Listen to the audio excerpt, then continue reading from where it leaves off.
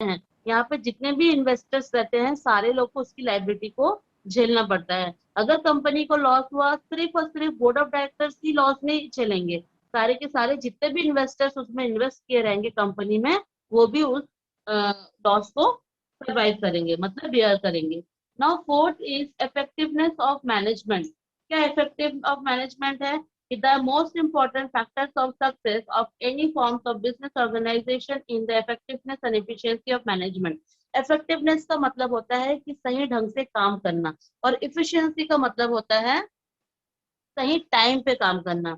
सही ढंग से काम करने का मतलब है कि हमको क्या प्रोड्यूस करना है हमारे बिजनेस के लिए, ठीक है, ताकि हमारा बिजनेस अच्छे प्रोड्यूस हो और मार्केट में उसका सेलिंग हो, ठीक है, और इफेक्टिव होना चाहिए। और इफिशियंसी का मतलब टाइम टू टाइम पे जो भी हम प्रोडक्शन कर रहे हैं वो टाइम टू टाइम पे खत्म हो जाना चाहिए, ठीक है। तो that is called the effective and efficiency. मतलब हमको पूरे लगन के साथ काम करना पड़ेगा, टाइम भी देखना पड़ेगा, साथ ही साथ हमको उतना ही प्रोड्यूस करना है जितना मार्केट में डिमांड हो रहा है।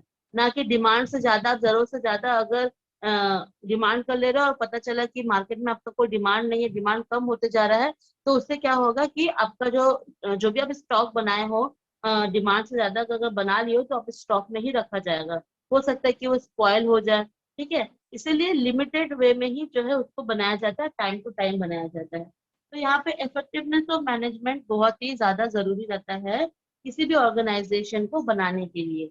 Now fifth is direct control over the enterprise. यहाँ पे जो भी ओनर है, ओनरशिप है, चाहे पब्लिक कंपनी के हो चाहे प्राइवेट कंपनी को, देखो पब्लिक प्राइवेट में तो बोर्ड ऑफ डायरेक्टर्स लोग का ही रहता है, सीईओ का ही रहता है, ठीक है। सीईओ का फुल फॉर्म है चीफ एग्जीक्यूटिव ऑफिसर, ओके। तो इन लोग क्या करते हैं, इन लोग क्या करते हैं कि कंट्रोल किस तरीके से किया जाए, जितने भी मैनेजमेंट है उस वर्क को किस तरीके से इफेक्टिव और एफिशिएंसी में लेके आना चाहिए, उसके अकॉर्डिंग पूरा प्लान करते हैं। ये जो मीटिंग होती है ये बोर्ड ऑफ लेवल मतलब डायरेक्टर के लेवल पे होती है, ठीक है। देन आफ्टर जो है उसको कंट्रोल, जैसे कि मान के चलो फॉर एग्जाम्पल ये आपका बोर्ड ऑफ डायरेक्टर का बात हो गया, मतलब प्राइवेट और पब्लिक सेक्टर का बात हुआ।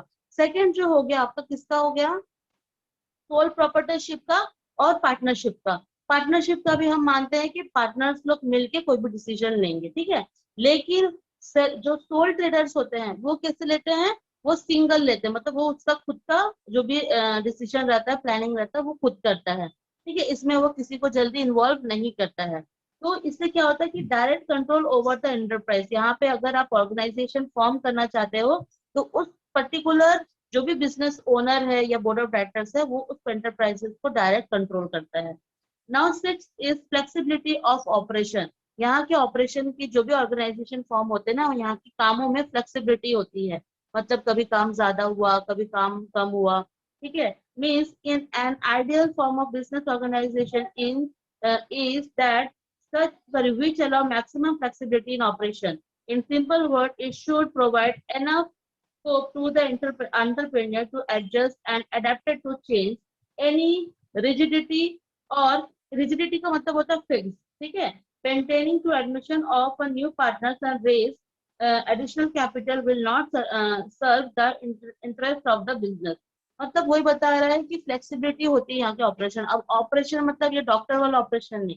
ऑपरेशन का मतलब क्या होता है, जो भी वहां पर प्रोडक्शन होता है, जो भी मैनेजमेंट वहां पे काम करता है, जो भी एक्टिविटी उस बिजनेस में ऑर्गेनाइजेशन में होती है, तो कामों में वहां पे क्या होता है, फ्लेक्सिबिलिटी होती है, okay. Seventh is secrecy of operation. Operation जो भी वहां पर एक्टिविटी की जाती है बहुत ही सीक्रेट तरीके से की जाती है, ताकि लोगों को ज्यादा चीजें पता ना चले, ठीक है। आपको नहीं पता है कि बोर्ड ऑफ डायरेक्टर जो कंपनी के जो बड़े बड़े कंपनी है उन लोग किस तरीके से डिसीजन लेते हैं, हम नॉर्मल इंसान को नहीं पता रहता है, ठीक है। वही अगर डिसीजन गवर्नमेंट अपने स्टेट के लिए या अपने देश के लिए कुछ लेते हैं तो हमको वो तुरंत पता चल जाता है, ठीक है। तो ये जो कंपनी होती है वो बहुत ही सीक्रेट लेवल पे काम करती है, ताकि उनका जो भी, देखो आप, आपको पता है जो बड़ी बड़ी कंपनियां होती है उनका खुद का वेबसाइट होता है, उनका खुद का सॉफ्टवेयर होता है, उसी सॉफ्टवेयर के अकॉर्डिंग ही वो सारा जो है जो काम करते हैं उनके अकॉर्डिंग जो है उसमें काम करते हैं, ओके। तो वो सॉफ्टवेयर वो किसी और के साथ शेयर नहीं कर सकते, किसी और कंपनी के साथ शेयर नहीं कर सकते हैं। अगर आप किसी कंपनी का शेयर किसी और कंपनी को शेयर करते हैं दैट इज द इलीगल, आपको जेल भी हो सकता है, ठीक है। मान के चलो वहां के कोई वर्कर है या बोर्ड ऑफ डायरेक्टर्स जो ऊंचे पोस्ट पे है या मैनेजर लेवल पे है, अगर वो उस कंपनी में काम कर रहा है साथ ही साथ तो दूसरे कंपनी को भी जो है उसके जो एनिमी होते हैं, मतलब कॉम्पिटिटर बोलेंगे, एनिमी नहीं बोलेंगे, कॉम्पिटिटर बोलेंगे, ठीक है, दूसरे कॉम्पिटिटर कंपनी को जो है यहाँ का जो लीगल इंफॉर्मेशन है वहां पे लीक कर रहा है, ठीक है, तो वो चीज एक तरीके से इलीगल होगा। अगर उस कंपनी को पता चला कि ये पर्सन जो है इस तरीके का काम कर रहा है, तो वो कंपनी उस पर्सन के ऊपर स्यू कर सकता है, मतलब केस कर सकता है। ओके, तो इसलिए यहाँ पे जितने भी कंपनी में ऑपरेशंस वगैरह होती है, मतलब एक्टिविटीज होती हैं, प्लानिंग होती है, डिसीजन मेकिंग होती है, ठीक है, वहाँ का सॉफ्टवेयर का जो भी पासवर्ड कोड वर्ड जो भी होता है बहुत सीक्रेट तौर पे होता है। Now eight eight is stability and continuity. Stability का मतलब होता है कि ठहराव, और कंटिन्यूटी मतलब होता है उसको कंटिन्यू करना, मतलब चलते जाना। तो स्टेबिलिटी का मतलब यहाँ पर स्टेबिलिटी को किस तरीके से पॉइंट ऑफ व्यू से बता रहे हैं कि company form of ideal form of organization because it remain unaffected by the survival or death of its member, but sole proprietorship and partnership are adversely affected by the demands of the owner partners। जो भी partners of sole proprietorship है वो partnership के according जो है adversely affected किए जाते हैं। ओके, और वो हमारे पार्टनर्स या ओनर्स ही होते हैं। इट मीन्स कि कुछ काम ऐसे होते हैं जो स्टेबिलिटी मतलब उसके कामों में स्टेबल हो जाता है, मतलब ठहराव आ जाता है, और कुछ काम जो रहते हैं वो कंटिन्यू तौर पे किए जाते हैं। जैसे कि प्रोडक्शन, प्रोडक्शन क्या होता है, कंटिन्यू तौर पे चलता जाता है, चलता जाता है, ठीक है। और कोई एक टाइम ऐसा आया कि प्रोडक्शन को स्टेबल करना है, मतलब उसको इंक्रीज नहीं करना है, उसको डिक्रीज भी नहीं करना है, जितना प्रोडक्शन हो रहा है उतना ही प्रोडक्शन करते रहना है, ठीक है। तो स्टेबिलिटी और continuity. Now ninth is least government regulation. That form of organization is preferred by small entrepreneur which does not invite too many government regulation.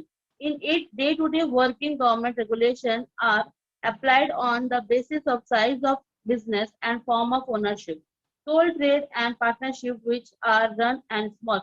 देखो सिंपल बता रहा है कि यहाँ पर लीस्ट गवर्नमेंट रेगुलेशन रहता है। किसी भी कोई भी ऑर्गेनाइजेशन में अगर आप जाओगे तो आपको गवर्नमेंट का रूल्स रेगुलेशन को फॉलो करना पड़ेगा, बिकॉज अगर आप उसको फॉलो नहीं करते हैं तो आपका बिजनेस, आपका ऑर्गेनाइजेशन है वो इलीगल तौर पे कहलाएगा। चाहे वो सोल ट्रेडर हो, चाहे वो पार्टनरशिप हो, चाहे वो एक स्मॉल स्केल बिजनेस चला रहा हो, चाहे वो मीडियम या फिर लार्ज स्केल प्रोडक्शन चला रहा हो, जो भी है उसको जो है गवर्नमेंट का जो भी कंपनीज एक्ट का 1956 मतलब उसके अकॉर्डिंग सोल प्रोप्राइटरशिप हो उसके अकॉर्डिंग जो कुछ एक्ट बनाए जाते हैं। देन आफ्टर पार्टनरशिप के अकॉर्डिंग कुछ एक्ट बनाए जाते हैं, कोऑपरेटिव सोसाइटी का कुछ एक्ट बनाया जाए, उसको फॉलो करना बहुत ज्यादा जरूरी है, ठीक है। अगर आपको एक हेल्दी ऑर्गेनाइजेशन चाहिए तो मतलब एक अच्छा ऑर्गेनाइजेशन बनाने के लिए ये सारे एसेंशियल चीज जरूरी है। Now 10th is taxation of profit. किस तरीके से प्रॉफिट में टैक्सेशन आएगा। ओके, आप लोगों के पास बुक है? यस मैम, है ना। No ma'am. सॉरी बेटा, आप लोग को याद दिलाना चाहिए ना कि कुछ दिख नहीं रहा है करके। मैं यहाँ पर आप लोग को बताया जा रही हूँ और ये पेज कंप्लीट भी हो गया। Taxation of profit, taxation of profit देखो 10 नंबर में सबसे नीचे में है। टैक्सेशन ऑफ प्रॉफिट का मतलब मैं आपको बता रहा है every entrepreneur desire to minimize to burden the income tax. देखो कुछ भी हो, कोई भी जो भी ऑर्गेनाइजेशन है वो एक चीज डिजायर करता है, एंटरप्रेन्योर एक डिजायर करता है कि उसको ज्यादा से ज्यादा प्रॉफिट हो और टैक्स कम देना पड़े, ठीक है। हर इनकम टैक्स में टैक्स अगर हम कम देते हैं तो हमारा इनकम, हमारी जो नीड्स होती है वो हम बहुत जल्दी जल्दी फुलफिलमेंट करते हैं, ठीक है। लेकिन टैक्सेशन ऑफ प्रॉफिट का यहाँ पे बता रहे हैं mode of rate and taxation should be given due consideration before selecting any form of organization. Tax liability is not same in all form of ownership. sole trader and partnership firms are liable to pay the income tax as a slab rate system। ठीक है, यहाँ पर tax liability जो है हर एक ownership के लिए अलग अलग टैक्स रेट रहता है, ठीक है। सोल प्रॉपर्टीशिप के लिए अलग रहता है, पार्टनरशिप के लिए अलग रहता है, then after large scale production के लिए अलग रहता है, स्मॉल स्केल प्रोडक्शन के लिए अलग रहता है। तो हर एक का टैक्स स्लैब जो रहता है वो अलग अलग रहता है कंपनी के और काम के according. The rate of tax increases if the increasing in the income tax. Income अगर इनकम बढ़ जाता है तो टैक्स भी इंक्रीज हो जाता है, ठीक है। अगर किसी का भी इनकम अगर इंक्रीज होता है ना तो टैक्स भी इंक्रीज हो जाता है। But in case of companies a flat rate of the income is charged on the profit. Tax burden should be considered in the light and prevailing rate tax rates of taxes। यहाँ पे ये बता रहा है कि किस तरीके से जो है प्रिवलिंग टैक्स बर्डन जो है उसको कम करने के लिए जो है लोग जो है मतलब जो बिजनेस ओनर है वो अपना इनकम कहीं ना कहीं उसको छुपा के रखते हैं, ठीक है, जिससे कि काला धन वगैरह जमा हो जाता है ताकि टैक्स ना देना पड़े।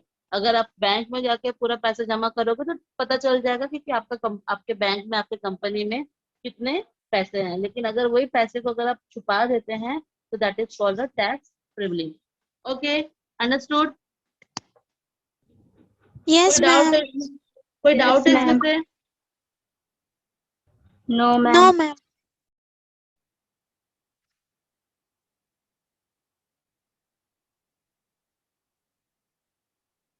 Okay, now see starting a new business enterprise.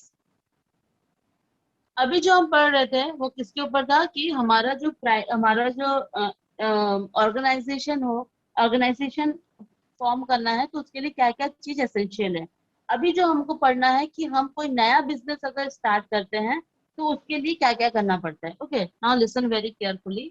A person who undertake to bear the risk and uncertainty of a new business is known as entrepreneur। देखो अभी कौन पूछ रहा था entrepreneur का मतलब क्या होता है, यहाँ पे बहुत क्लियर कट में दिया गया है कि जो रिस्क को उठा सके, ठीक है, और रिस्क कौन उठाता है, बिजनेसमैन लोग ही उठाते हैं, ठीक है, जो रिस्क उठा सकता है कि फ्यूचर में क्या होगा नहीं होगा, अगर मैं पैसे लगाता हूँ क्या मेरा बिजनेस चलेगा कि डूब जाएगा, तो उसी को हम एंटरप्रेन्योर बोलते हैं, ठीक है। अगर एक नया बिजनेस स्टार्ट होता है it is known as entrepreneur.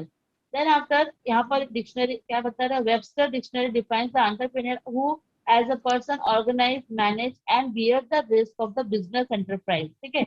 Business enterprises में जो भी ऑर्गेनाइज किया जाता है, मैनेजर जो मैनेजर की तरह काम करता है, साथ में जो भी रिस्क होता है उसको बियर करता है, उसको हम एंटरप्रेन्योर बोलते हैं। The entrepreneur visualize a business idea, take initiative of establish the enterprise, commence and coordinate the various factors of production, that is man, machine, method, money and material, ठीक है। यहाँ पे एंटरप्रेन्योर जो भी एंटरप्रेन्योर होता है, बिजनेसमैन होते हैं, यहाँ पे 5 M बहुत इंपॉर्टेंट होते हैं। 5 M कौन कौन से हैं?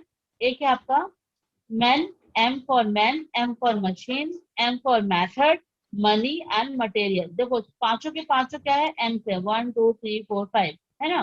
तो 5 M's बहुत ही इंपॉर्टेंट होती है किसी भी बिजनेसमैन के लिए और न्यू बिजनेस स्टार्ट करते हैं तो। देन आफ्टर हर एक बिजनेसमैन को यहाँ पे कुछ मतलब जो भी बिजनेस नया बिजनेस स्टार्ट कर रहा है तो उसके अंदर कुछ जो है स्किल्स होने चाहिए। किस टाइप की स्किल्स होने चाहिए? उनको नॉलेज होना चाहिए कि वो क्या बिजनेस स्टार्ट कर रहे हैं। दूसरा उसके अंदर जो है पेशेंस होने चाहिए। कुछ ऐसे स्किल्स होने चाहिए जो जैसे कि एजुकेटेड हो, ठीक है, कंप्यूटर जानता हो, टेक्नोलॉजी के बारे में जानता हो, तो that is called a skill. Then experience होना चाहिए। देन फोर होना चाहिए। फोर साइडनेस का मतलब क्या होता है? चारों तरफ का खबर रखना अपने पास, ठीक है, कि कहाँ क्या हो रहा है, क्या होने वाला है। अगर ऐसा कुछ होता है, क्लाइमेट कंडीशन खराब हो जाती है, तो मेरे को अपना प्रोडक्शन किस तरीके से इंक्रीज करना है, डिक्रीज करना है, मार्केट में क्या डिमांड है, मेरे को कितना सप्लाई करना है, इसको फोर्टनाइटनेस बोलते हैं। देन डायनामिक पर्सनालिटी होनी चाहिए, ठीक है, अच्छी पर्सनालिटी। डायनामिक पर्सनालिटी का मतलब क्या होता है कि एकदम सुंदर हैंडसम नहीं, मतलब पर्सनालिटी का मतलब होता है कि चारों तरफ जो चीज पर ध्यान रखते हैं ना उसको ऑटोमेटिकली डायनेमिक पर्सन, मतलब एक अगर नॉलेजेबल पर्सन से आप मिलते हो, ठीक है। आप कभी भी देखना एजुकेटेड पर्सन और एक नॉन एजुकेटेड पर्सन या अनएजुकेटेड पर्सन से अगर आप मिलते हो तो क्या होता है, यहाँ पर डिफरेंसेस पता चलती है उनके बातों से, है ना, कि किस तरीके से वो उठना है, कैसे बैठता है, दोनों के अंदर में बहुत ही डिफरेंसेस होती है। तो पर्सनालिटी ऑटोमेटिकली यहाँ पर डेवलप करती है। देन सेल्फ कॉन्फिडेंस होती है, ठीक है। Then after entrepreneur lack of the qualities of can not launch a new enterprise successfully. अगर किसी भी एंटरप्रेन्योर के अंदर ये सारे जितने भी मैंने अभी आप लोग को बताया कि नॉलेज अच्छा होना चाहिए, वाइड नॉलेज होना चाहिए, स्किल्स होना चाहिए, एक्सपीरियंस होना चाहिए, इसमें से अगर एक भी नहीं होता है तो वो उसका बिजनेस जो है वो सक्सेसफुली स्टैब्लिश नहीं हो पाएगा। Starting a new business enterprise is not an easy task. एक नया बिजनेस स्टार्ट करने के लिए जो है एक इजी टास्क नहीं है, ये एक इजी टास्क नहीं है कोई भी बिजनेस स्टार्ट करने के लिए। It is a complex as difficult as the birth of child.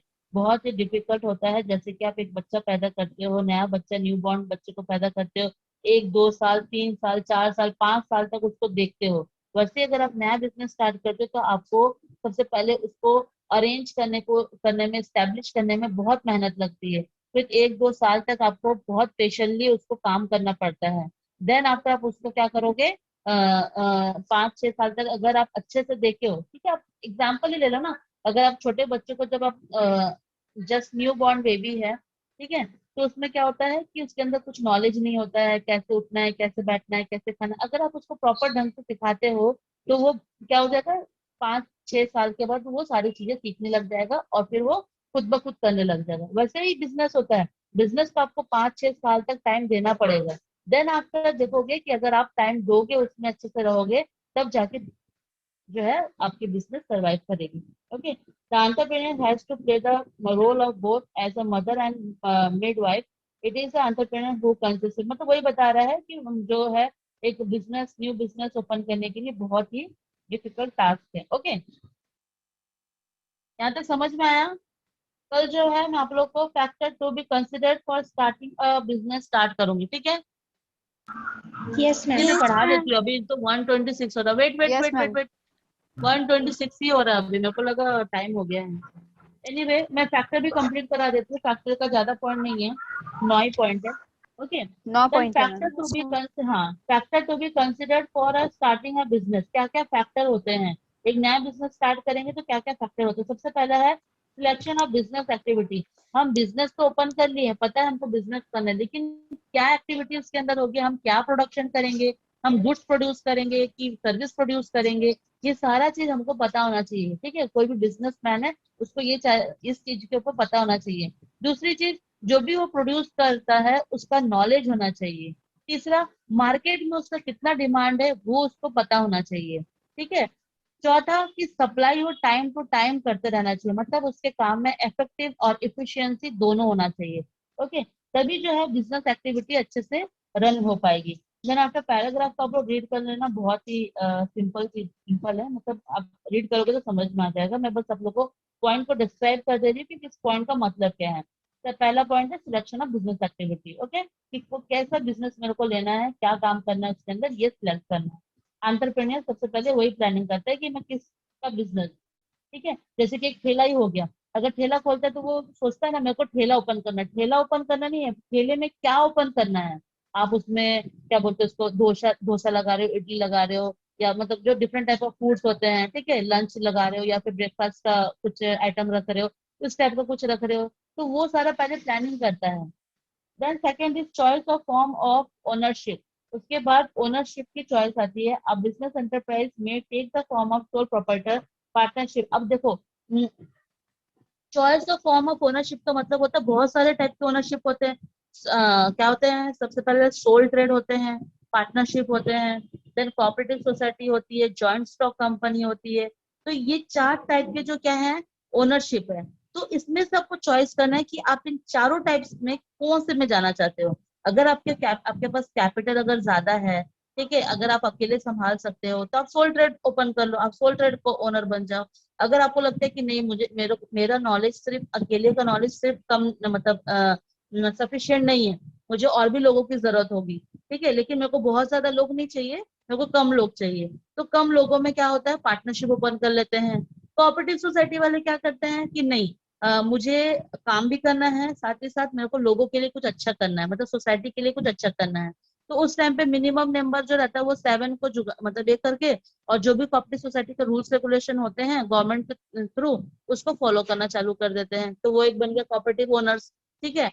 Joint stock company का क्या होता है, मान के चलो फॉर एग्जाम्पल कि क्या हो रहा है यहाँ पे, क्या बोलते हैं उसको, प्रोडक्शन हो रहा है, बहुत उसका डिमांड है, उस कंपनी का बहुत डिमांड है कि हाँ ये बहुत अच्छा है, उसका जो है मटेरियल जो प्रोडक्शन है, गुड्स है, बहुत सर्विसेज जो है बहुत अच्छी है, डिमांड हो ही जा रही है, हो ही जा रही है। लेकिन क्या हो रहा है ना, ओनर जो है वो अकेले फुलफिलमेंट नहीं कर पा रहा है। ठीक है, अकेले मतलब ना पैसा लगा पा रहा है, ना दिमाग लगा पा रहा है, मतलब कर रहा है कुछ हद तक कर पा रहा है, बाकी जो है बहुत, मतलब मेंटली प्रेशर बहुत ज्यादा उसके ऊपर आ रही है। तो वो क्या करेगा कि अब उसके पास पैसे भी नहीं है, कैपिटल पैसे होने चाहिए, ठीक है, तो क्या करेगा, वो ज्वाइंट स्टॉक कंपनी खोलेगा। ज्वाइंट स्टॉक कंपनी खोलने के लिए क्या करेगा, वो डिफरेंट टाइप ऑफ इन्वेस्टर्स, अलग अलग रीजन से, अलग अलग शहर से, अलग अलग स्टेट से जो है वो क्या करेगा, इन्वेस्टर्स लोग को ढूंढेगा कि मेरे शेयर खरीद लो। अगर आप मेरा शेयर खरीद लेते हो तो मैं क्या करूंगा, आपको आपका प्रॉफिट दूंगा उस शेयर में। ठीक है, अगर आप 10% का शेयर मेरे कंपनी का खरीद लेते हो तो मैं आपको 10% जो है प्रॉफिट अपने कंपनी का दूंगा, क्योंकि मेरा कंपनी जो है इसका प्रोडक्शन जो है बहुत अच्छे तरीके से चल रहा है और डिमांड बहुत मार्केट में बहुत ज्यादा है। ठीक है, तो लोग भी, इन्वेस्टर्स भी खुश हो जाते हैं, वो लोग भी क्या करते हैं कि हाँ हाँ शेयर अच्छा है, कंपनी का बैलेंस शीट भी अच्छा है, प्रॉफिट एंड लॉस भी अच्छा है, पूरा साल भर का देख लेते हैं। इन्वेस्टर्स लोग भी जो रहते हैं वो लोग भी बहुत चालाक होते हैं, वो लोग भी सारा पूरा चीज कच्चा चिट्टा देखते हैं कंपनी का, कि कहाँ पर डेप्थ ज्यादा है, लाइबिलिटी ज्यादा है क्या, कहीं क्रेडिटर तो ज्यादा नहीं है ना। तो सारा चीज देखने के बाद जब देखते नहीं है, प्रॉफिट भी अच्छा है, बैलेंस शीट भी बहुत अच्छा है, तो जाके उसमें उस कंपनी में इन्वेस्ट करते हैं। तो जो जितना परसेंटेज है, जितना शेयर वो खरीदे रहते हैं, उनके शेयर के अकॉर्डिंग उनको प्रॉफिट मिलता है। थर्ड है फाइनेंशियल प्लानिंग। ठीक है, फाइनेंशियल प्लानिंग मतलब अब यहाँ पर फाइनेंस से रिलेटेड कुछ प्लानिंग करते हैं, पैसे से रिलेटेड, कि कैपिटल कहाँ से लेके आए। ठीक है, बिजनेस एंटरप्राइज में कंटिन्यूशन जो है फाइनेंशियल प्लानिंग होते रहती है। कभी हम क्रेडिट में खरीदते हैं, कभी हम कैश में खरीदते हैं, कभी हम लोगों से इन्वेस्ट कराते हैं, कभी हम खुद इन्वेस्ट करते हैं। हम जब नया बिजनेस स्टार्ट करते हैं तो पहले तो हम ही इन्वेस्ट करते हैं। सॉरी, एक मिनट स्टूडेंट।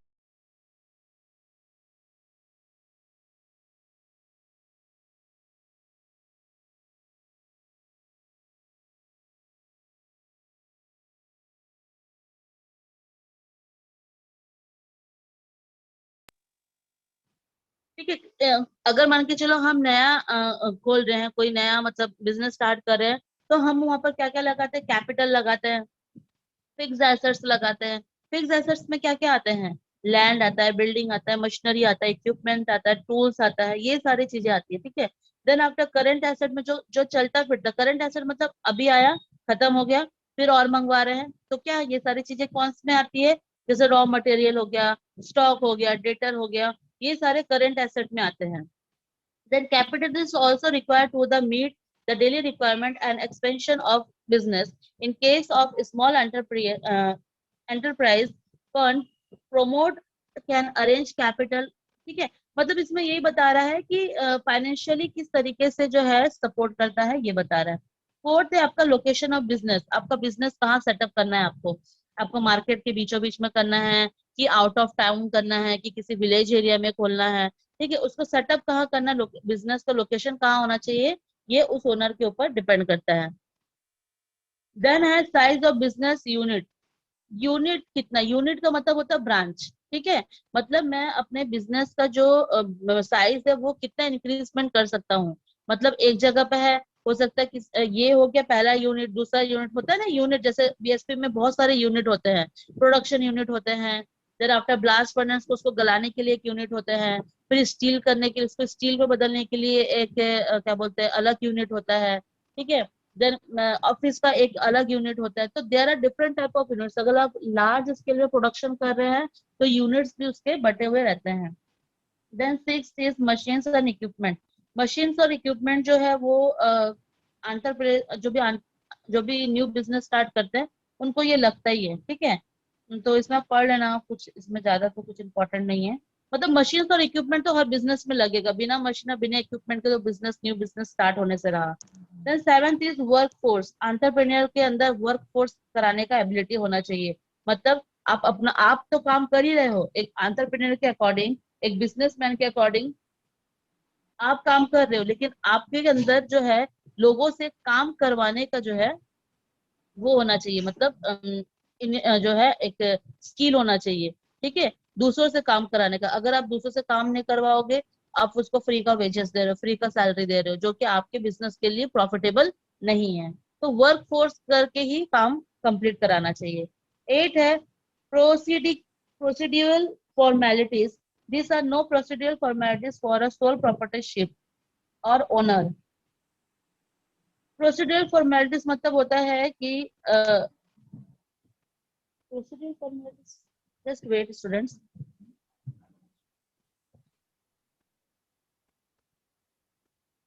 अच्छा, यहाँ पर ये बता रहा है कि जैसे कि पार्टनरशिप का सबका अलग अलग प्रोसीजर होता है, ठीक है, बिजनेस ओपन करने का। जैसे सोल ट्रेडर को कोई जरूरत नहीं है पार्टनरशिप के मतलब पार्टनरशिप का रूल्स रेगुलेशन को फॉलो करने का। पार्टनरशिप के पास कोई हक नहीं है, कोई राइट्स नहीं है कि वो सोल ट्रेडर का जो है रूल को फॉलो करे। तो सबका अलग अलग प्रोसीजर होता है। तो इसका वही बता रहा है कि जो प्रोसीजर जिसके अकॉर्डिंग है उसके अकॉर्डिंग उसको जो है उस फॉर्मेलिटीज को पूरी करनी है। जरूरी नहीं है कि पूरा का पूरा जो है कंपनीज एक्ट जो बना है 1956 का वो सारे को फॉलो करो, क्योंकि 1950 एक्ट में सिर्फ और सिर्फ जो है कंपनीज के बारे में ही नहीं, उसमें sole trade, partnership, cooperative society सारे उसके अंडर पे ही आते हैं, ठीक है। तो उसी के अकॉर्डिंग जो है हमको उस प्रोसीजर को फॉलो करना रहता है। जो हम बिजनेस जिस टाइप का बिजनेस हम ओपन कर रहे हैं या जिस टाइप के ओनर हम हैं, चाहे वो पार्टनरशिप के हो, चाहे वो सोल ट्रेडर को हो, चाहे हम जॉइंट स्टॉक कंपनी के हो। Now 9th is launching the enterprise. अब इसको लॉन्चिंग करना है। हमने तो सारा चीज कर लिया, क्या क्या कर लिया। सबसे पहले बिजनेस डिसाइड कर लिया, चलो ठीक है, सिलेक्शन हो गया बिजनेस का। दूसरा हो गया कि हम किस टाइप के ओनर बनेंगे, पार्टनरशिप में बनेंगे कि जॉइंट स्टॉक में बनेंगे। तीसरा है हम फाइनेंशियल प्लानिंग भी कर लिए कि हमको किस टाइप का फाइनेंशियल प्लानिंग होना चाहिए, हमारे पास कितने एसेट होने चाहिए, हमारे डेटर कितने हैं, हमारे क्रेडिटर्स कितने हैं, हमारे सारे ये प्लानिंग हो गया। चौथा हो गया हम बिजनेस को भी लोकेशन करा दिए। फिफ्थ है हम अपना बिजनेस यूनिट कितने साइज, कितना बड़ा यूनिट होना चाहिए, मतलब कितना बिजनेस का साइज होना चाहिए वो भी डिसाइड कर लिया, ठीक है। ब्रांचेस कितने होंगे, देन उसके अंदर उस बिजनेस के अंदर यूनिट्स कितने होंगे वो भी डिसाइड कर लिया। देन मशीन इक्विपमेंट्स हमने ये भी डिसाइड कर लिया। फोर्स हमने लोगों से काम भी करवा लिया, जो फॉर्मेलिटीज है उसको भी पूरा पूरा कर लिया। अब हम एंटरप्राइज को लॉन्च करेंगे। लॉन्च का मतलब पता है ना, कि मार्केट पे लेके आना, कि हमारा एक बिजनेस है मार्केट में, हमारा यहाँ पे प्रोडक्शन हो रहा है फलाने चीज का, और ये जो है मार्केट में अब आने वाला है, ठीक है। तो उसके लिए जो है एडवर्टाइजमेंट करते हैं लोग, जो एंटरप्रेन्योर है अपने बिजनेस का एंटरप्राइज सॉरी एडवर्टाइजमेंट करते हैं। और वो एडवर्टाइजमेंट के थ्रू ही होता है। देन आफ्टर आप लोगों को काम दे रहे हो उसके थ्रू भी होता है, ठीक है, कि मैं ये फलाने ऑर्गेनाइजेशन में काम कर रहा हूँ, ये ऑर्गेनाइजेशन का काम बहुत अच्छा है, बहुत ही प्रॉपर ढंग से है। तो वो लोग क्या करते हैं, प्रचार करने लग जाते हैं, ठीक है। फिर आप एक एक जगह पे होर्डिंग वगैरह लगाते हो, ठीक है, मार्केटिंग करते हो उसका। देन गुड्स प्रोडक्शन करते हो, हर एक डिपार्टमेंट में जाके आप अपना, जैसे कोई नया बिजनेस स्टार्ट करते हो तो कार्ड देता है कि ये मेरा नया बिजनेस स्टार्ट हो रहा है ना। तो यहाँ पर अपन बिजनेस लॉन्च करते हैं। समझ में आया यहाँ तक? Yes ma'am. Okay. Yes, now ma'am. Formation of A company ये मैं कल पढ़ा दूंगी बेटा, ठीक है। मैम ये okay now last class topic है क्या? Yes, ma'am. क्या पता बेटा, रुक जाओ एक मिनट। ये फॉर्मेशन ऑफ कंपनी है, देन प्रोमोटर्स है, देन इनकॉर्पोरेशन ऑफ कंपनी है, देन आपका memorandum of association of article of association का मैंने आप लोगों को कल भेजा था। उसको अगर आप लोग रीड कर लिए होगे तो फिर मेरे को उसको पढ़ाने की जरूरत नहीं, क्योंकि इसमें कुछ भी नहीं है। समझा दूंगी, ठीक है, कोई बात नहीं। एक हफ्ता और लगेगा, ठीक है। Yes, मैम मैं ma'am. पूछ रही थी मैम ओके चैप्टर 1 का। हाँ बोलो, चैप्टर 1 का क्या? मैम चैप्टर 1 का मेरे को पीडीएफ चाहिए था, पीडीएफ? क्या चीज का पीडीएफ? क्वेश्चन आंसर का। क्वेश्चन आंसर बेटा 11th 12th में हम लोग ऐसे बच्चे लोग के जैसे नहीं लिखवाते हैं। आप 11th में हो, आपको क्वेश्चन आंसर जो है खुद से, क्योंकि इसमें आपके देखोगे 50 तो क्वेश्चन आंसर है, और आपको बुक में जो है ढूंढ के मैंने टिक करवाया था, ठीक है। मैं आपको, भले आपके पास बुक है, यस मैम। बुक है ना, मैं आपको बस वो भेज दे रही हूँ ग्रुप में, ठीक है। आप पेज नंबर के अकॉर्डिंग भेज दे रही हूँ कि ये क्वेश्चन नंबर का आंसर जो है इस पेज नंबर में है। आप उसको ढूंढ के आप उसको पढ़ लोगे, क्योंकि आप लोग छोटे बच्चे नहीं हो ना, अभी तो स्कूल में हो, लेकिन 11th 12th में हो। इसके बाद आप लोग जाओगे कॉलेज, और कॉलेज में आपको कोई पूछने वाला नहीं है कि आपका नोट्स कंप्लीट हुआ है कि नहीं हुआ है, या फिर आप पढ़ रहे हो कि नहीं पढ़ रहे हो। अब आपके ऊपर पूरा डिपेंड करता है कि आप लोग कैसे अपने तरीके से अपने फ्यूचर को बनाते हो, ठीक है। तो मैं अभी सेंड कर दे रही हूँ चैप्टर 1 का, आप देख लेना, ठीक है। Yes ma'am. Okay Thank you, ma'am. Thank you ma'am. Okay okay okay Thank you, ma'am. Okay.